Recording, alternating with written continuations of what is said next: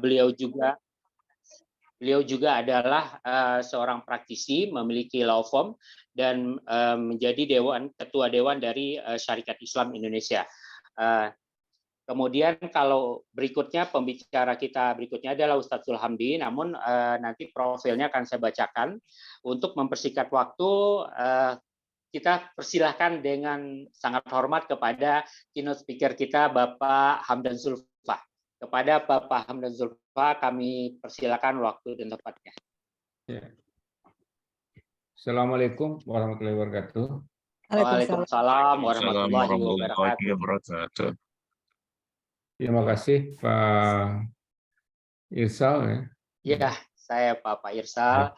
Saya dalam hal ini memperkenalkan diri, lupa ya. Saya memperkenalkan diri karena dalam hal ini saya juga adalah bagian dari Rifyal Ka'bah Foundation karena saya adalah keluarga keponakan dari Bapak almarhum Profesor Dr. Rifyal Ka'bah, dan di satu sisi saya juga adalah anggota Quantum Community.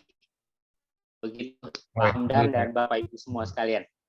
Silakan. Ya, makasih ya Pak Irsal, jadi ponakan langsung jadi Pak Rifyal. Ya, alhamdulillah. Iya. Ya, alhamdulillah. Alhamdulillah. Sulmadi ya, yang saya hormati. Ibu Rifyal, ya. Nah, dan semua yang hadir pada malam ini. Ya. Alhamdulillahirabbil alamin. Wassalatu ala Rasulillah Muhammad sallallahu alaihi wasallam wa ala alihi wa sahbihi Foundation. Secara yang saya hormati, ya, kita bersyukur pada malam hari ini bisa mengadakan suatu webinar ya, mengenai wakaf. Memang rasanya sudah lama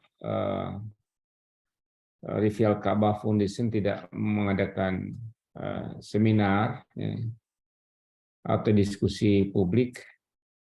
Dulu pernah kita adakan cukup ramai yang diikuti oleh para hakim banyak sekali di seluruh Indonesia dan para akademisi. Alhamdulillah pada malam hari ini rupanya fokus kita adalah mengenai wakaf. Pertama-tama saya ingin mengenalkan lebih dulu Yayasan RKF ini. Yayasan Rifyal Ka'bah Foundation ini adalah yayasan yang didirikan pada tahun 2015, tepatnya 8 April. Ini tidak lain maksudnya adalah untuk melanjutkan perjuangan, pemikiran, dan mengambil hikmah pengabdian dari Allahyarham Profesor Dr. Rifyal Ka'bah. Beliau adalah seorang akademisi, ya, seorang hakim agung, saya kira seorang akademisi yang sangat kuat keilmuannya, menguasai banyak bahasa, bahasa Arab, bahasa Inggris, dan juga bahasa Prancis.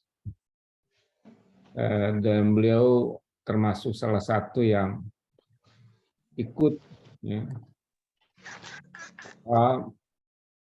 memperbaharui Mahkamah Agung, ya. Upaya-upaya pembaruan Mahkamah Agung pada masa Ketua Profesor Bagir Manan bersama beliau itu luar biasa dan telah memberikan jasa-jasa yang sangat luar biasa bagi dunia hukum, khususnya hukum Islam. Di rumah beliau ada puluhan ribu judul buku, lebih 10.000 judul buku, dan beliau adalah seorang yang sangat produktif, ya.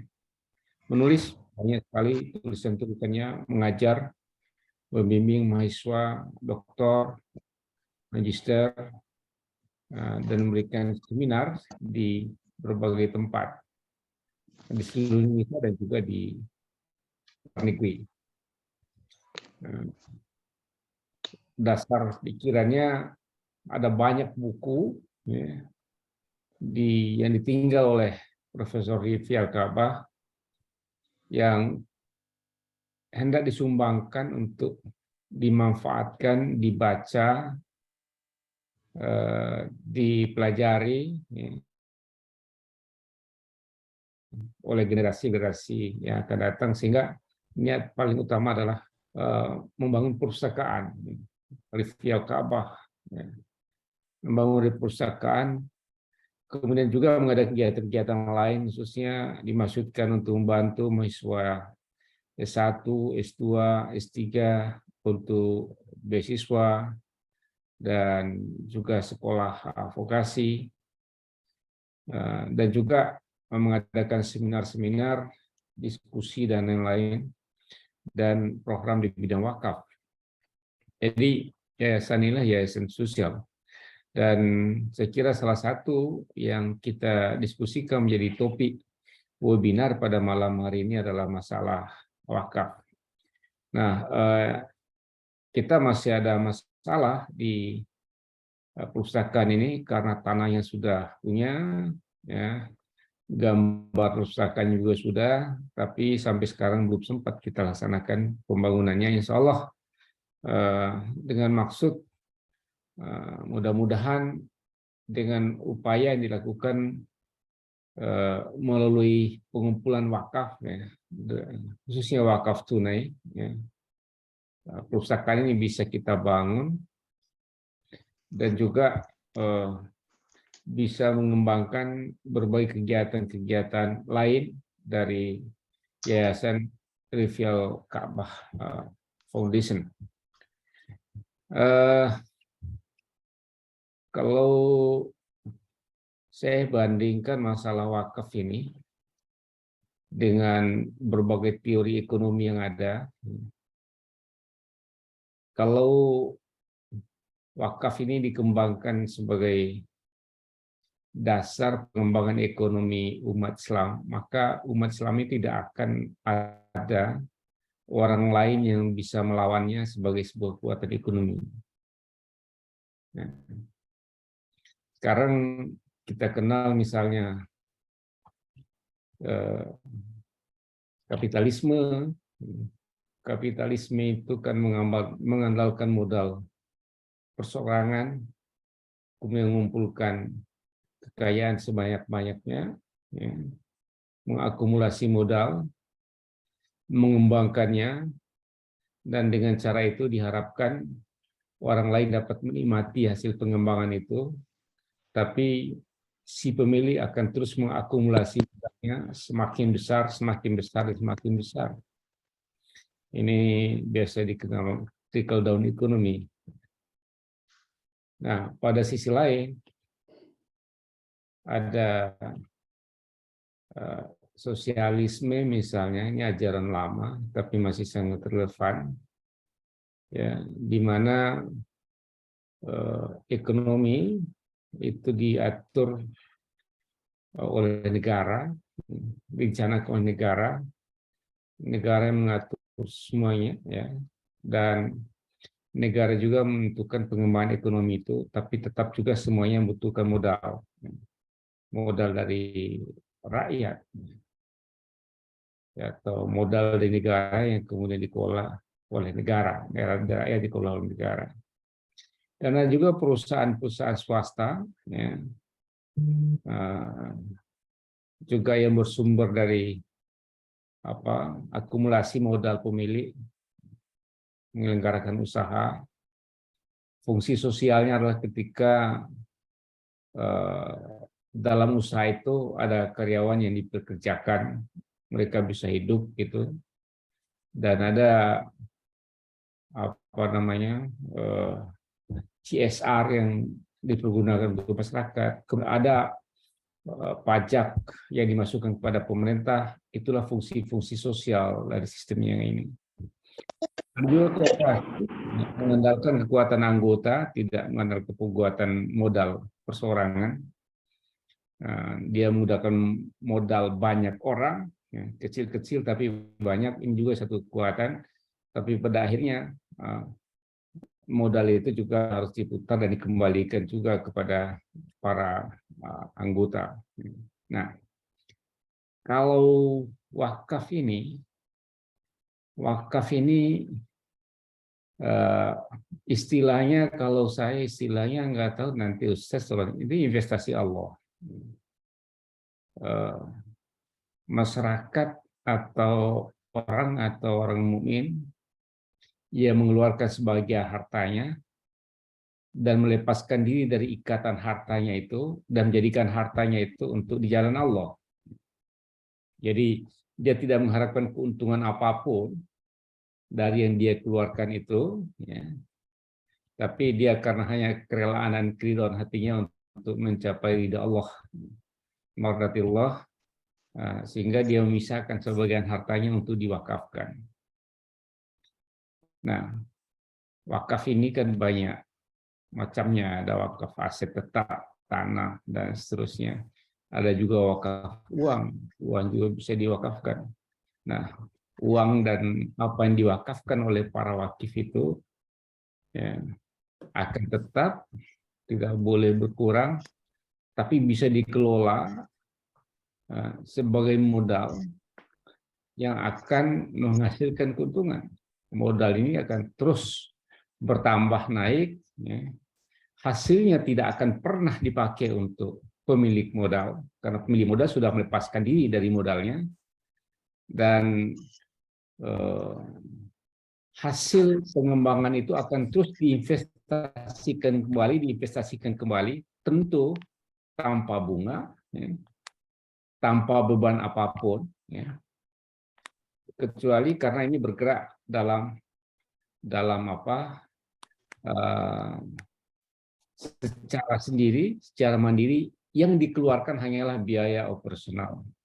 Tiada keuntungan dikembalikan kepada pemilik modal.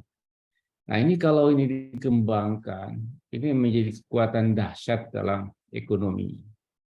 Mungkin inilah yang diingatkan oleh Allah dalam Al-Quran. A'udzubillahi minasyaitonirrajim. Matalul ladzina yunfiquna amwalahum fi sabilillahi kamatsali habbatin ambatat sab'a sanabila fi kulli sumbulatin mi'atu habbah. Jadi perumpamaan mereka yang mewakafkan sebagian harta yang di jalan Allah, seperti dia menanam sebuah biji, dan dari satu biji itu tumbuh 7 batang tangkai, dari setiap tangkainya ada 700 biji. Jadi begitulah pengembangan yang luar biasa. Saya ingin memahami ini dari perspektif keduniaan, tidak dalam perspektif pahala. Itu pahala juga berlipat demikian, tapi juga fungsi dan makna duniawinya juga begitu. Jadi kelipatannya luar biasa. Jadi ada ridho Allah di sana, ada fungsi kesejahteraan sosial dan pembangunan ekonomi umat. Jadi wakaf inilah satu mekanisme, ya, pengembangan ekonomi umat yang dahsyat. Kalau dihadap-hadapkan dengan yang lain, pasti yang inilah yang menang. Karena uang itu bergerak dengan sendirinya tanpa dikembalikan, tanpa berpikir untuk bayar bunga, pengembalian modal, dan lain-lain sebagainya. Nah, ini banyak negara sekarang ini, Malaysia sudah sangat luar biasa memanfaatkan wakafnya, dan itu berputar terus, dikelola secara profesional, dan modalnya bertambah terus, dan dia bisa membeli perusahaan-perusahaan yang besar, dan ini menjadi kekuatan umat yang sangat luar biasa. Tentu beda dengan zakat misalnya, dan beda juga dengan bentuk-bentuk yang lain, sedekah yang lain, tapi wakaf inilah fungsi untuk pengembangan ekonomi umat yang dahsyat. Saya kira harapan kita semua, ya, mudah-mudahan ekonomi wakaf ini tumbuh berkembang, dan Yayasan RKF salah satu yang baik memberikan pencerdasan, ya, kepada masyarakat, ataupun juga melaksanakan juga upaya-upaya untuk mengembangkan wakaf ini, ya, menyebarluaskan ilmu pengetahuan mengenai wakaf ini. Dan itu memang salah satu tulisan Bang Rifial itu banyak sekali juga mengenai wakaf yang perlu kita sosialisasikan. Dan dengan wadah RKF Inilah yang kita maksudkan untuk melaksanakan itu semua. Itulah yang bisa sampaikan sebagai pengantar webinar pada malam hari ini. Semoga bermanfaat bagi kita semua, dan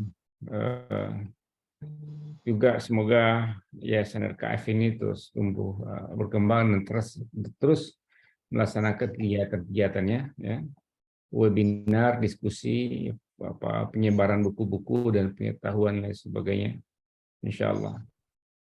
Demikian yang bisa sampaikan. Mohon maaf lebih dan kurangnya. Wabillahi taufiq wal hidayah. Assalamualaikum warahmatullahi wabarakatuh.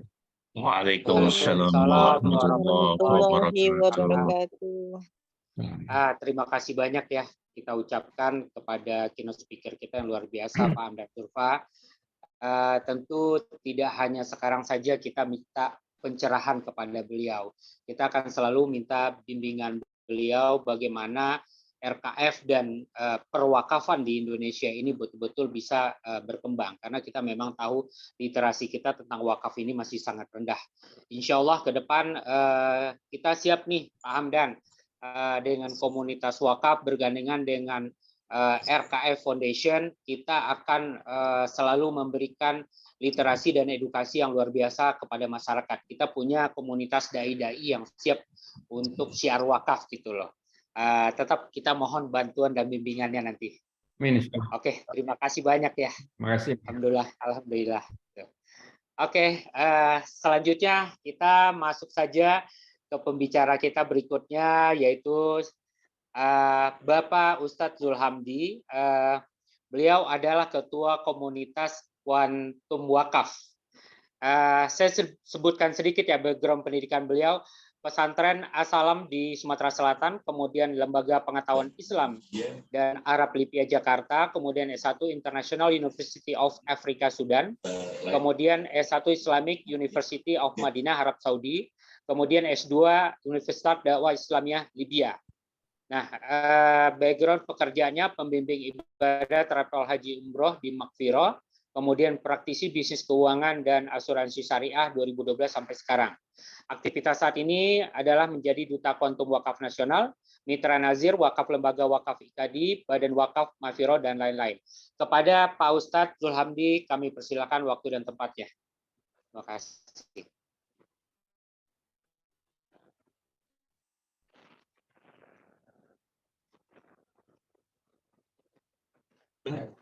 Bismillahirrahmanirrahim. Bapak Ibu semua yang hadir di malam hari ini, saya ingin menyapa terlebih dahulu. Assalamualaikum warahmatullahi wabarakatuh. Waalaikumsalam warahmatullahi wabarakatuh. Alhamdulillahi rabbil alamin. Alhamdulillahilladzi arsala rasulahu bil huda wa dinil haqq liyuzhirahu 'ala ad-dini kullihi wa kafa billahi shahida. Asyhadu an la ilaha illallah wahdahu la syarikalah wa asyhadu anna Muhammadan abduhu wa rasuluhu la nabiyya ba'da. Allahumma salli wa sallim wa barik ala habibina wa syafi'ina wa maulana Muhammadin sallallahu alaihi wasallam wa ala alihi wa sahbihi ajma'in, amma ba'du. Alhamdulillah, mari bersama-sama tentu kita bersyukur pada Allah Subhanahu wa taala di kesempatan malam hari ini. Allah Subhanahu wa taala memberikan kita kesempatan, memberikan kita usia, memberikan kita waktu ya, dan malam hari ini kita bisa menghadiri acara Zoominar ya, webinar yang malam hari ini diadakan oleh RKF ya, Rifial Ka'bah Foundation, yang bekerja sama dengan Quantum Wakaf Community. Alhamdulillah, kehadiran Bapak Ibu semua di malam hari ini, kita tadi sudah mendengarkan ya apa yang disampaikan oleh Pak Dr. Hamdan Zulfa tentang wakaf ya, dan ini luar biasa sekali, memberikan energi kepada kita. Tentu dalam hal ini kami juga sebagai komunitas yang senantiasa mengajak masyarakat untuk berwakaf ya, menjadi lebih bersemangat lagi tentunya untuk memberikan edukasi literasi perwakafan di tengah masyarakat kita di Indonesia khususnya.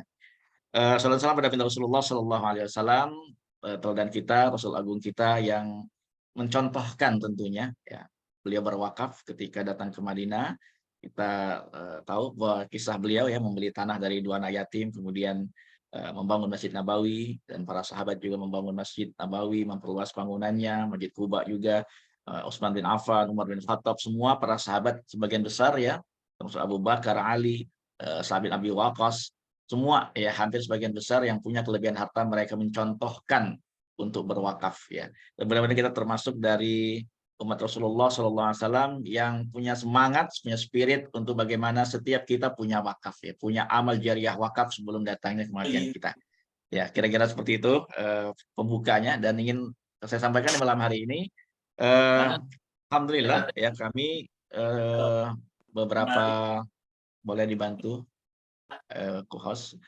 Ya, alhamdulillah kami beberapa pekan lalu ya bersama Pak Irsal ketemu dengan Ibu Hamidah tentunya ya, sebagai dari yayasan dari Rifyal Ka'bah Foundation ya, kita ngobrol panjang lebar tentang bagaimana program wakaf buku tentunya perpustakaan yang telah dibangun ya oleh Rifyal Ka'bah Foundation, dan ini luar biasa sekali ya, seperti halnya Al-Azhar kalau kita lihat sampai hari ini ya, bagaimana pendidikan ini umurnya sudah lebih dari 1082 tahun ya, tetapi bagaimana terus bisa memberikan manfaat pendidikan untuk umat ya. Artinya usia wakaf itu, usia yayasan itu, usia lembaga itu tentu akan lebih panjang daripada usia kita.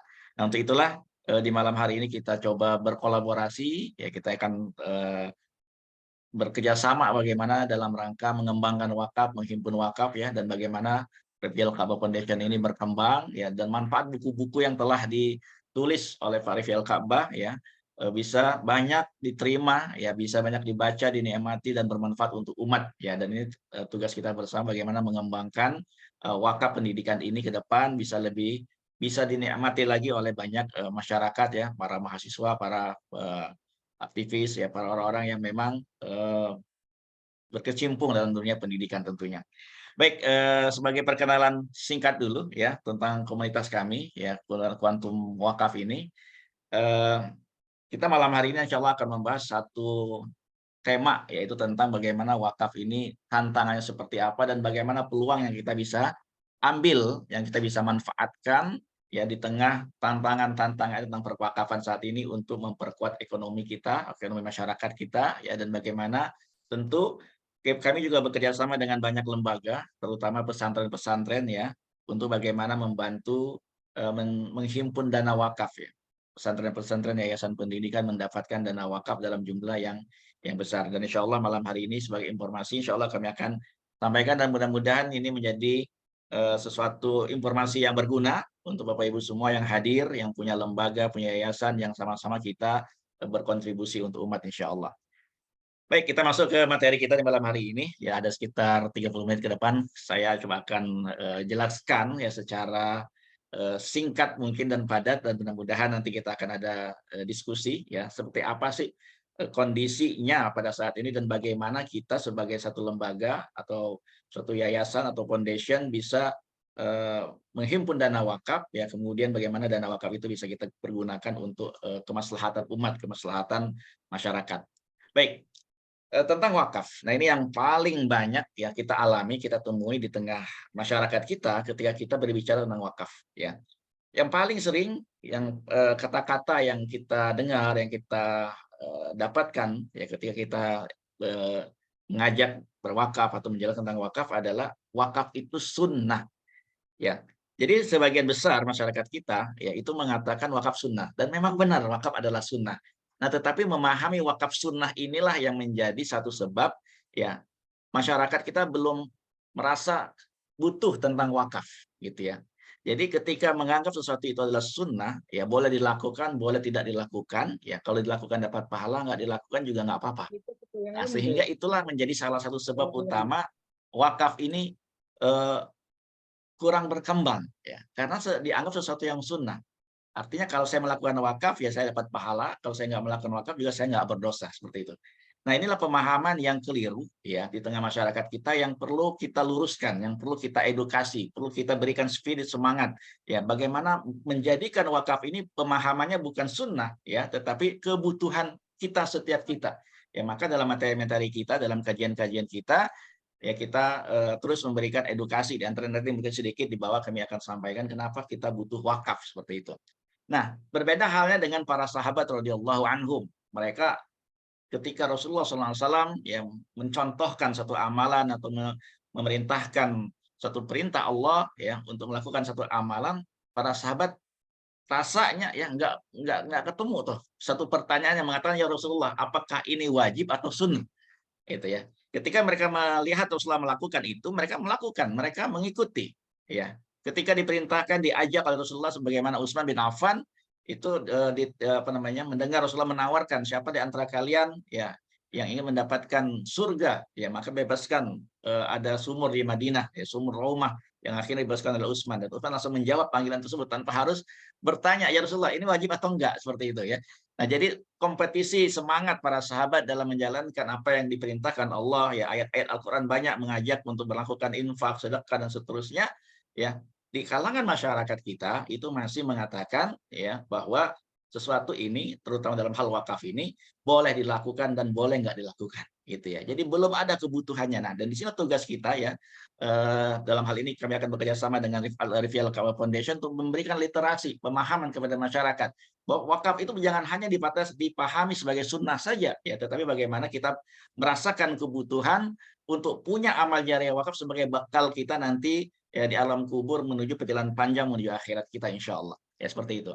Yang kedua adalah wakaf mahal, dan memang ini benar adanya ya, karena masih beranggapan bahwa wakaf itu harus dalam bentuk tanah, dalam bentuk bangunan gitu ya. Ini pemahaman yang memang pada saat ini perlu ya, banyak literasi yang perlu menjelaskan tentang wakaf uang ya, wakaf itu mudah, wakaf itu ringan dan seterusnya. Nah, sekarang sudah banyak metode-metode berwakaf dengan cara mudah ya, dengan cara ringan, dan wakaf semakin berkembang dengan adanya Badan Wakaf Indonesia yang selalu memberikan edukasi, literasi ya, kajian Zoom dan lain sebagainya. Masih muda ya, merasa masih muda. Ini juga hal yang banyak kami temui, yaitu mengatakan, loh, kalau wakaf nanti dulu dah, saya kan masih muda, masih banyak impian, masih banyak PR, masih banyak harus saya raih ya. Kalau wakaf itu kayaknya cocok untuk orang-orang yang sudah di atas 50, 60 ya, menjelang 70 tahun menjelang meninggal. Mereka butuh wakaf, mereka butuh amal ibadah, mereka butuh pahala. Jadi seakan-akan kaum muda generasi milenial ya, kebanyakan pada umumnya itu belum merasakan kebutuhan wakaf. Jadi kalau ngomongin wakaf ini kayaknya suatu hal yang bisa ditunda nanti-nanti aja. Nah, di sini tugas kita juga untuk memberikan edukasi bahwa kematian, bahwa namanya ajal ya, apalagi dalam kondisi Covid kemarin, tidak pernah menunggu ya, tua, tidak menunggu mampu ya, tidak menunggu sampai usia 60, 70 baru meninggal. Walaupun hadisnya adalah usia umat Rasulullah 60, 70 tahun ya, tapi yang meninggal di bawah 60, 70 juga banyak seperti itu. Ini pemahaman umumnya gitu ya, masih muda. Ya merasa belum penting. Nah, ini ya, belum kepikiran. Ya, karena dianggap wakaf itu suatu hal yang ya nggak penting. Ya. Nah, menciptakan atau menghadirkan rasa butuh, rasa penting akan wakaf inilah, ini menjadi tugas kita bersama, memberikan edukasi ya kepada masyarakat agar merasa penting punya amal wakaf. Ya, baik, itu di antaranya.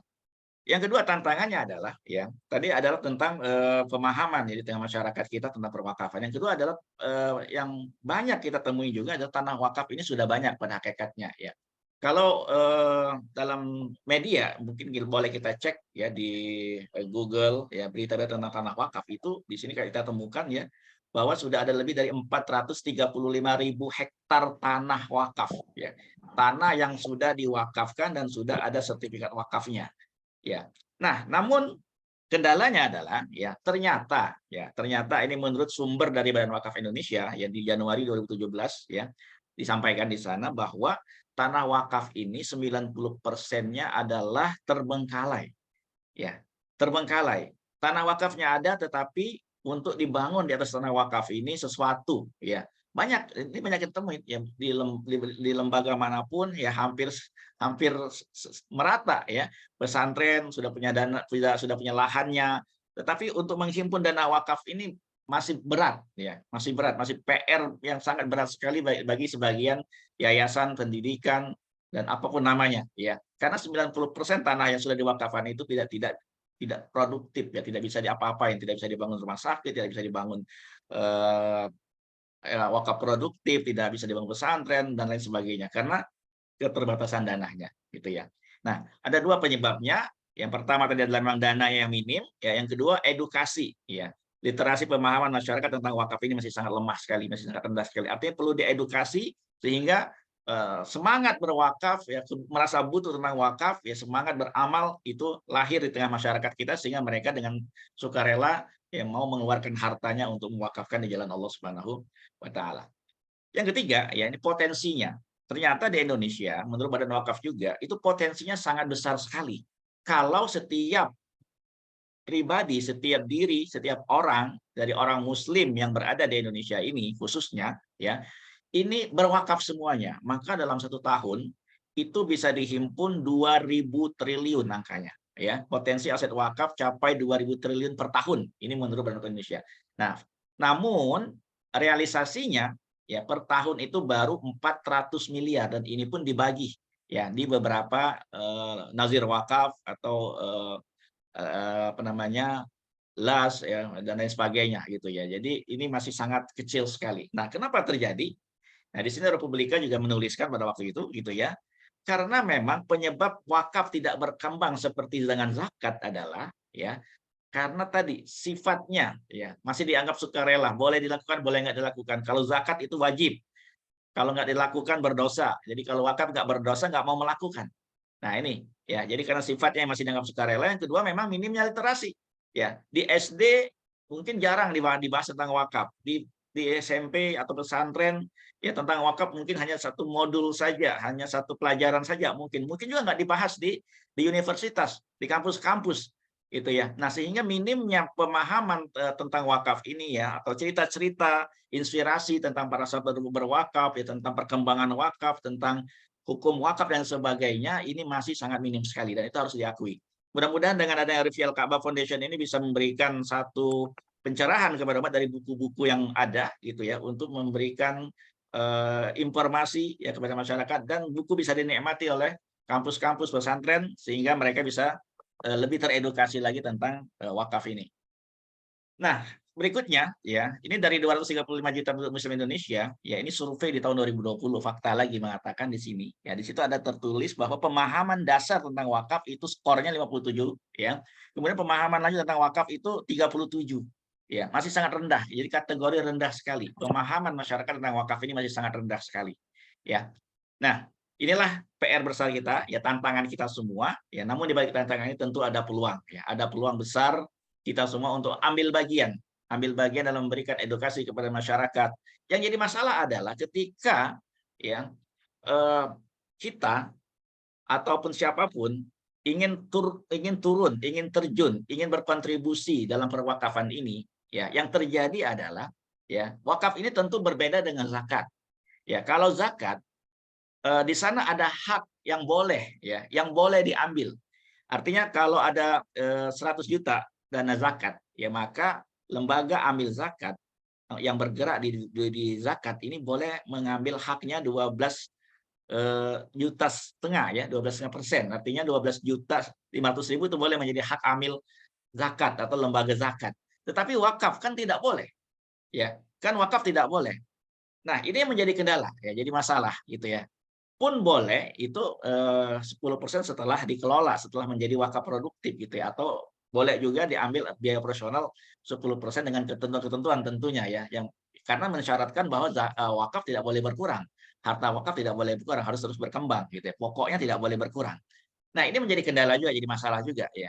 Sehingga bagaimana orang bisa bergerak memberikan edukasi ya kecuali dalam posisi dalam kapasitas dia sudah secara keuangan, secara finansial sudah matang gitu ya untuk bergerak di dunia perwakafan. Karena kenapa? Ya, karena akan terus memberi dan dari wakaf tidak boleh ada hak yang bisa diterima dan ini menjadi masalah juga gitu ya. Lalu apa solusinya? Nah, tentu ya ada yang permasalahan ini, ada tantangan ini, insya Allah ada solusi ya dan ini juga setelah berjalan gitu ya dan kami alhamdulillah di komunitas ini juga bergerak di dunia perwakafan ini ya tidak mendapatkan apa-apa dari wakaf yang kita himpun ya, tetapi ada lembaga keuangan syariah yang memberikan ujroh kepada para pensiar wakaf tentunya ya, pejuang-pejuang wakaf. Baik. Nah, permasalahan yang harus kita bantu bersama dan kita selesaikan bersama. Ini contoh saja ya, ini contoh ya bahwa gambar-gambar seperti ini yang ada di slide ini ya, ini banyak kita temui gitu ya. Banyak kita temui terutama juga mungkin Bapak Ibu yang apa namanya di handphonenya setiap Kamis atau setiap Jumat itu juga banyak menerima gitu ya, apa namanya proposal ataupun juga tawaran, ajakan kebaikan tentunya ya untuk membantu saudara-saudara kita, baik yatim piatu dan sebagainya. Dan ini permasalahan kita bersama ya. Dan tentu ya, tidak semua orang punya kemampuan untuk menyumbang ya, untuk menyumbang atau menyumbang dalam jumlah yang lebih besar tentunya ya. Kalau mungkin 100.000, 200.000, 10.000 mungkin bisa. Tetapi kalau udah nyumbangnya 10 juta ya, atau 50 juta atau 100 juta bahkan 1 miliar, ini tidak semua punya kemampuan ya, hanya orang-orang yang tertentu saja gitu ya.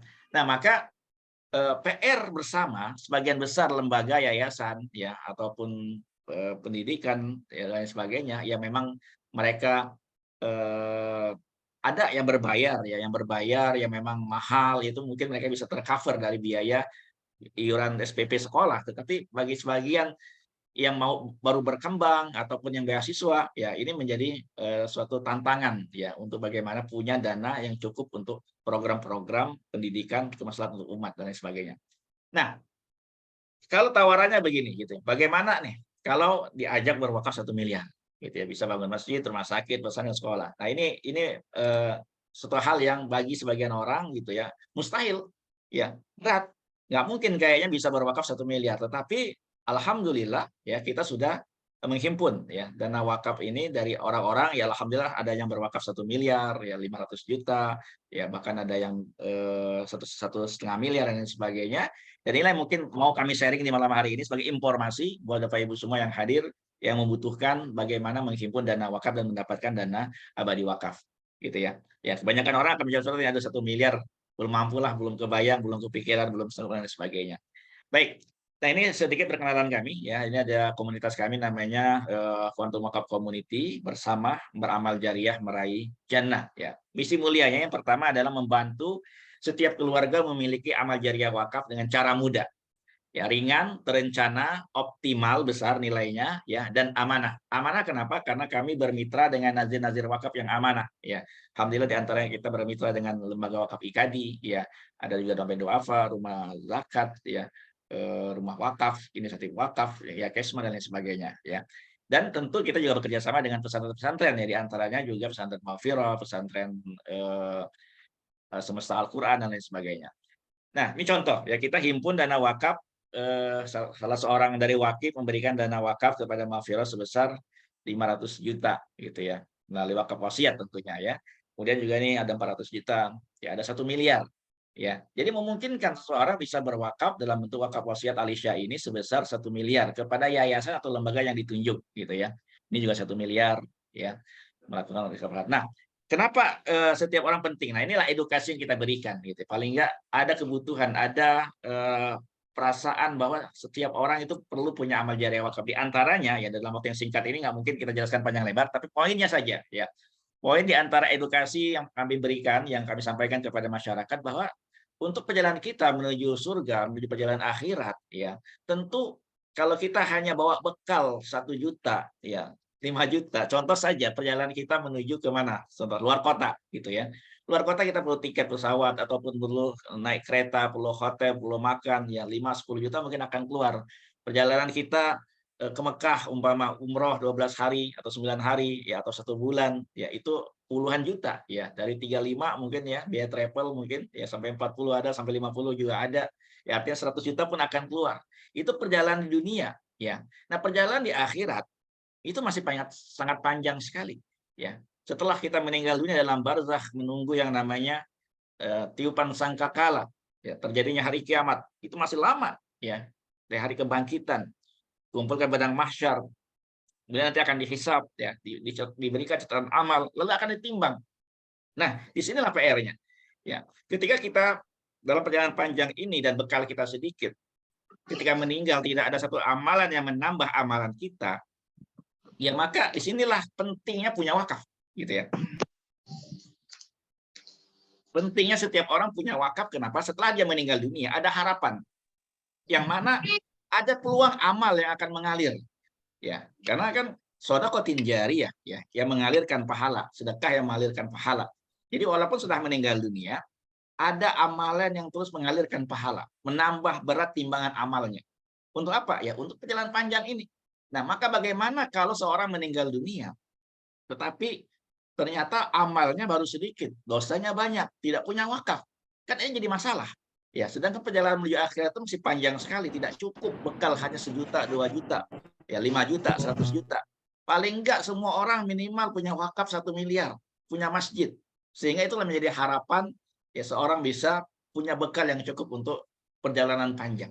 Ya, banyak orang lupa ya membangun sesuatu yang akan ditinggalkan, ya, melupakan membangun sesuatu yang akan dituju. Ya, yang akan kita tuju semua adalah akhirat, tetapi orang sibuk membangun sesuatu yang akan ditinggalkan di dunia.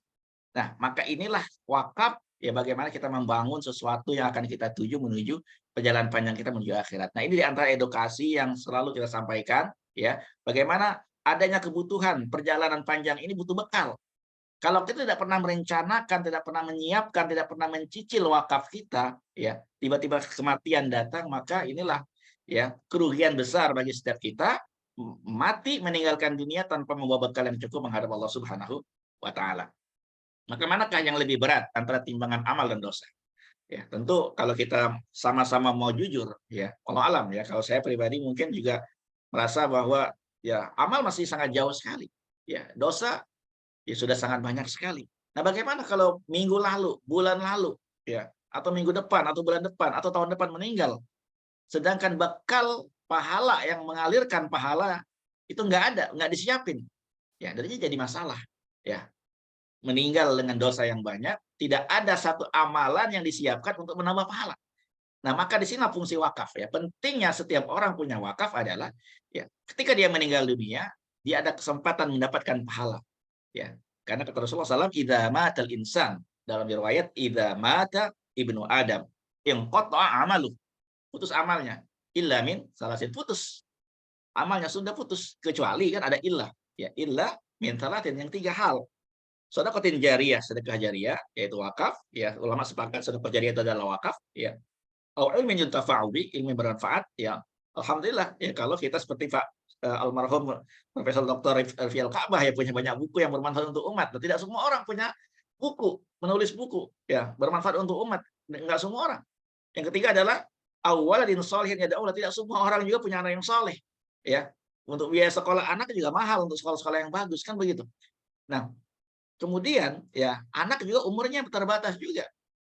Ya, boleh jadi ada orang yang nggak punya anak, boleh jadi anaknya meninggal duluan. Maka peluang untuk mendapatkan pahala jariah yang paling mudah ringan itu adalah melalui wakaf. Nah, ini di antara edukasi juga gitu ya. Di sini penting bahwa kenapa setiap orang penting punya wakaf ya, karena kata Rasulullah SAW dalam hadis juga disebutkan ya kullu mri'in fi dhilli shadaqatihi hatta yufsila yaumil qiyamah, ya hatta yufsila bainan nas yaumil qiyamah. Jadi setiap kita itu akan berada di bawah naungan sedekahnya sampai perkara-perkaranya nanti di akhirat diputuskan. Ya, jadi itulah fungsinya. Ya, fungsi wakaf adalah akan menemani seseorang, menaungi seseorang ketika meninggal dunia sampai nanti perkara-perkara dia diputuskan. Dan Al-Qur'an juga menjelaskan ya. Insya Allah yang hadir di sini saya lihat list daftar hadirnya, masya Allah para doktor ya, para ustadz, para ahli ilmu ya. Sering kali kita mendengar ayat tentang ya Rabbi laula akhartani, Al-Munafiqun ayat 10. Rabbi laula akhartani ila ajalin qarib fa asaddaqa, ya. Sekiranya masih diberikan kesempatan sedikit waktu lagi, maka akan sedekah, ya. Nah, akan sedekah jariyah lebih baik lagi, gitu ya. Maka kesempatan selagi masih hidup ini adalah bagaimana menyiapkan bekal akhirat kita menuju Allah Subhanahu wa taala. Itu diantaranya, ya. Kullu nafsin dha'iqatul maut. Ya, setiap kita akan merasakan kematian. Kita bicara wakaf, kita penting punya wakaf karena kain kafan kita sudah ditenun. Ya, semua kita akan memakai kain kafan itu. Kapan waktunya wallahu alam. Ya, kita hanya menunggu saja kain kafan kita kapan dipakaikan kepada kita. Dan sebelum kain kafan dipakaikan kepada kita, maka kita idealnya adalah punya wakaf. Ya, kita semua akan di sini dan akan menaungi kita adalah wakaf kita nanti di sini.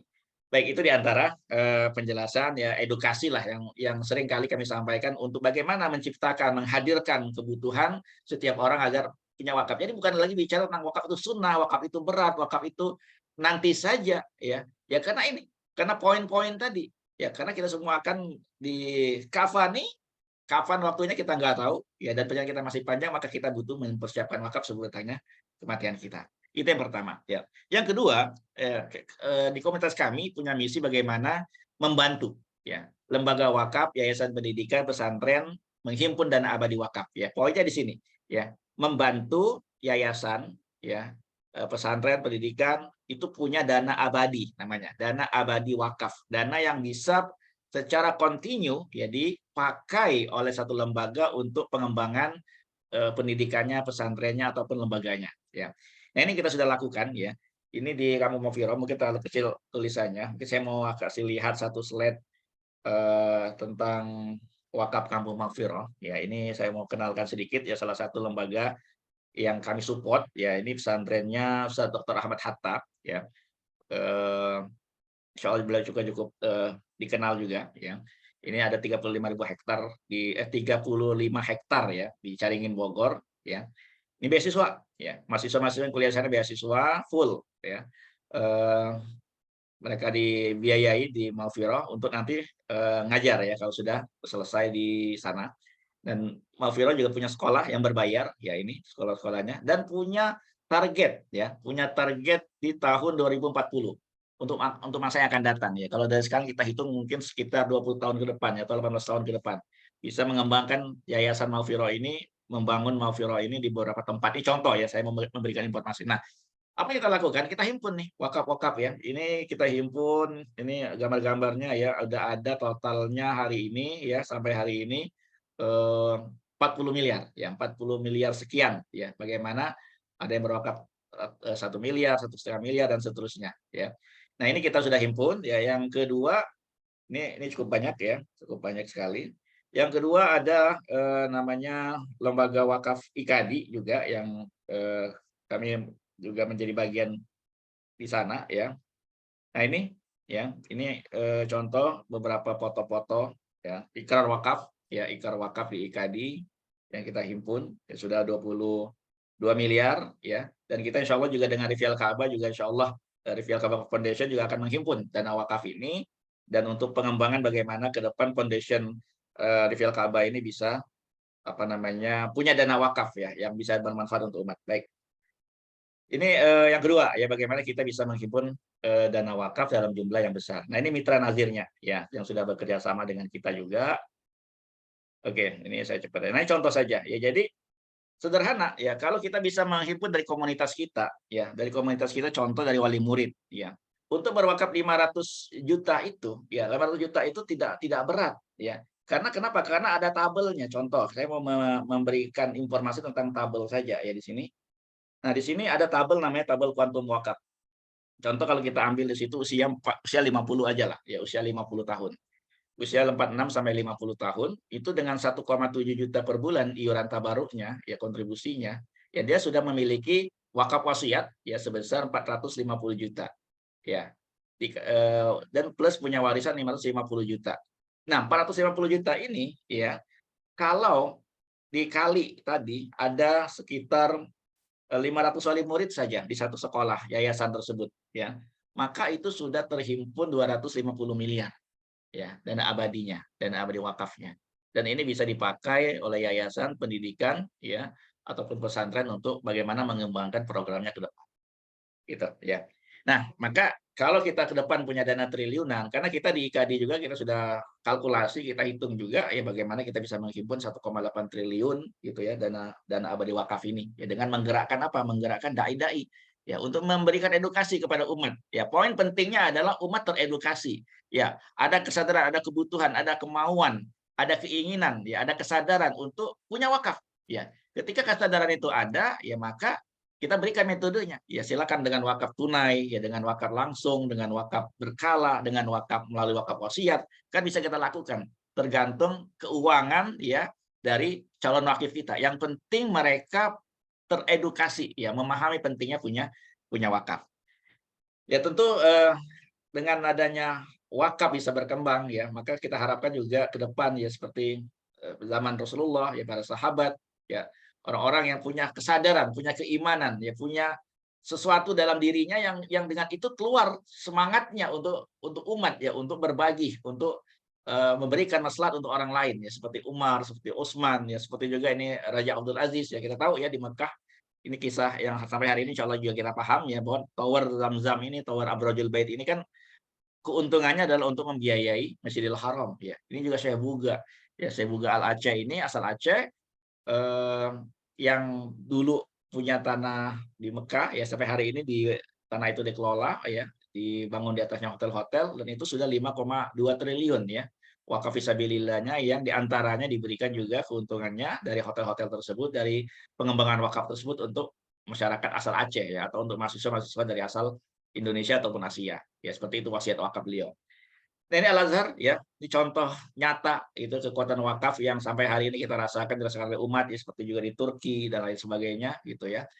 Dan juga pada zaman dulu juga rumah sakit sudah gratis ya, pada zaman Khilafah Umayyah. Ini contoh bagaimana kekuatan wakaf ini begitu berdampak untuk umat ya. Saya rasa itu saja sebagai informasi awal ya tentang program dari Quantum Wakaf ya. Insya Allah mungkin kita akan buka diskusi karena waktu tinggal 5 menit lagi, dan mungkin akan pertemuan-pertemuan berikutnya kita akan bahas lebih banyak lagi. Silakan saya kembalikan sementara kepada Pak Irsal ya.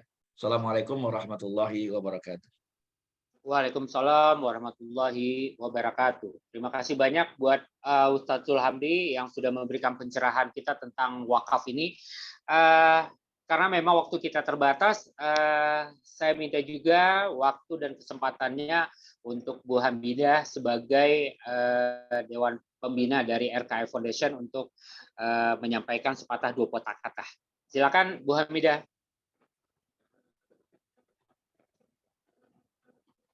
Halo. Halo Bu Hamidah. Halo. Kalau belum terhubung, tentu saja kami dari RKF Foundation dan juga sudah ada. Ya, silakan Bu Hamidah, silakan untuk bisa menyampaikan sepatah dua patah kata.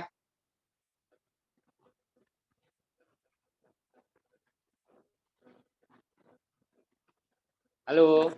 Ya. Halo ya. Ya, silakan. Ya, Assalamualaikum warahmatullahi wabarakatuh. Waalaikumsalam warahmatullahi wabarakatuh.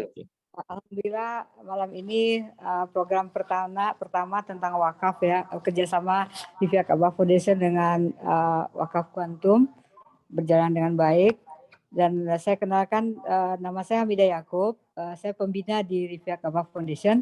Kebetulan saya istri almarhum.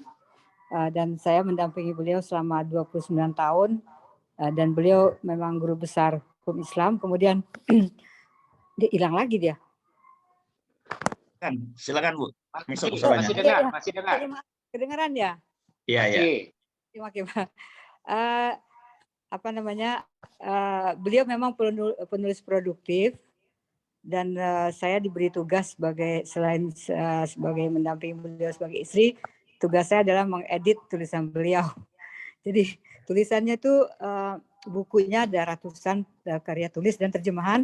Kemudian makalah itu ada sekitar 1000-an dalam bahasa Inggris, dan bahasa Indonesia ya. Jadi beliau diundang di Harvard Law School, di Washington University di Seattle, kemudian di UCLA, beliau riset di Islamic Foundation di Leicester di UK, dan itu alhamdulillah untuk hukum ekonomi syariah di Indonesia, itu beliau lah konseptornya bersama teman-teman beliau di Hakim Agung, dan sudah menjadi hukum positif kita. Alhamdulillah, jadi payung hukum ekonomi syariah yang sudah membooming, payung hukumnya sudah beliau siapkan. Jadi insya Allah alhamdulillah buku itu sudah kita bedah, dan insya Allah kita akan bedah kembali. Jadi Bang Hamdan Zulfa ini adalah ketua pengawas di Rifia Ka'bah Foundation, dan pengurus Rifia Ka'bah Foundation ini memang teman-teman beliau di Mahkamah Agung, di MK, alumni Kairo, karena beliau S1 S2-nya dari Kairo. Ya, jadi S3-nya di UI. Begitu selesai S3 ngambil hukum, cum laude, menulis tentang hukum Islam di Indonesia, dan beliau diminta ketika itu oleh Yusril, Menteri Kehakiman, untuk menjadi Hakim Agung. Jadi proses ikut tes and proper test, dan beliau Hakim Agung termuda 50 tahun. Satunya alumni dari Kairo, dari Timur Tengah. Tapi alhamdulillah usul beliau di Mahkamah Agung supaya bisa merekrut hakim dan Hakim Agung itu dari alumni Timur Tengah. Dan sekarang alhamdulillah sudah banyak hakim dari Tamatan Libya, Kairo, Saudi. dan insya Allah akan muncul juga Hakim Agung. Tapi sampai sekarang memang baru satu-satunya beliau Hakim Agung. Nah, buku beliau Penegakan Syariat Islam juga sudah sering dibedah, bedah di UI, di UNAN, di Aceh, di Makassar, di Jambi.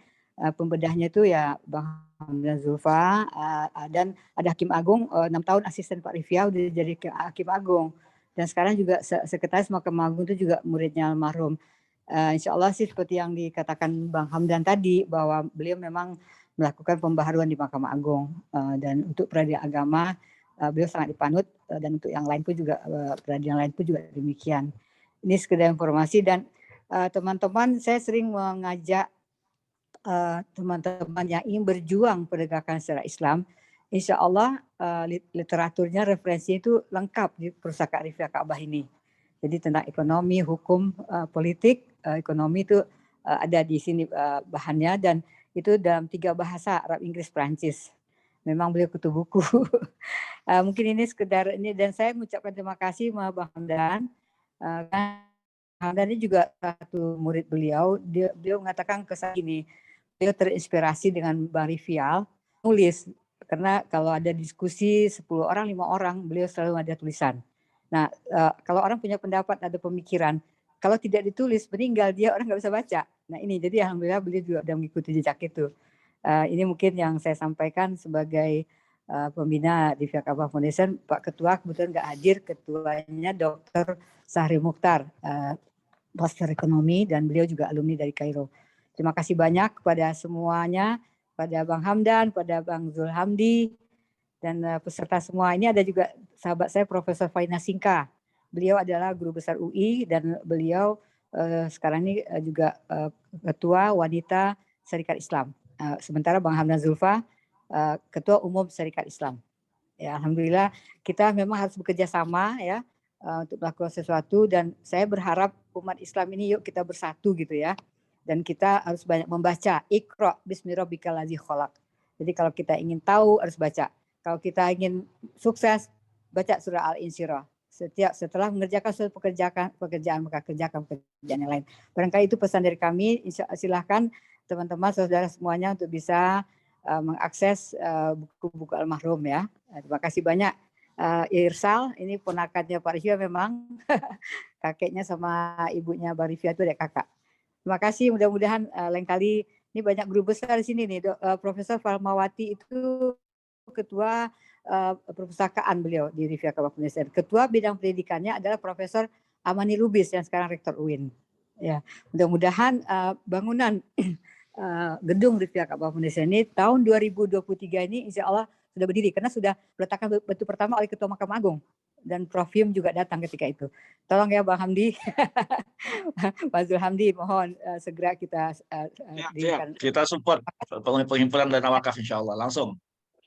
Terima kasih banyak. Kita siap bergerak. Ya, sama-sama. Jazakumullahu khairan kasiran. Mohon maaf lahir batin.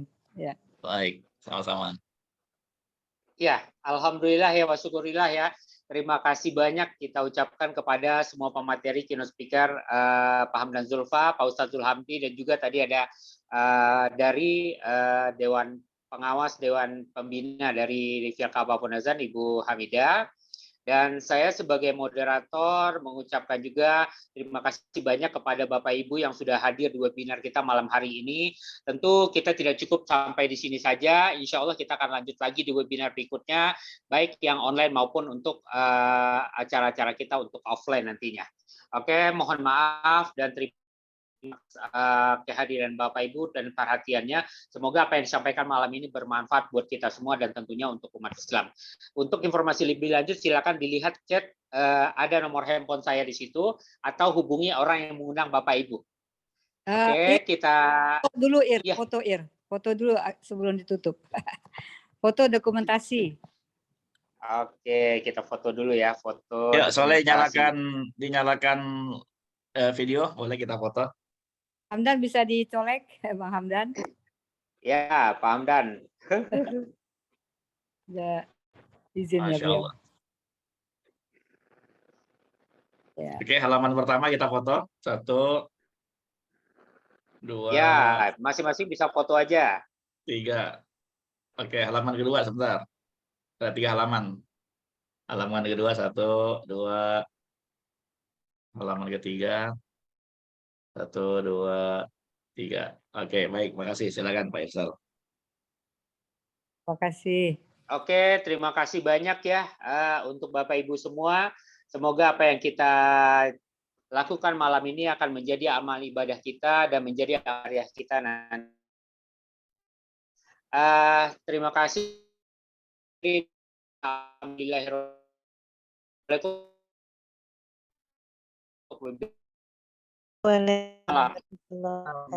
Waalaikumsalam warahmatullahi wabarakatuh.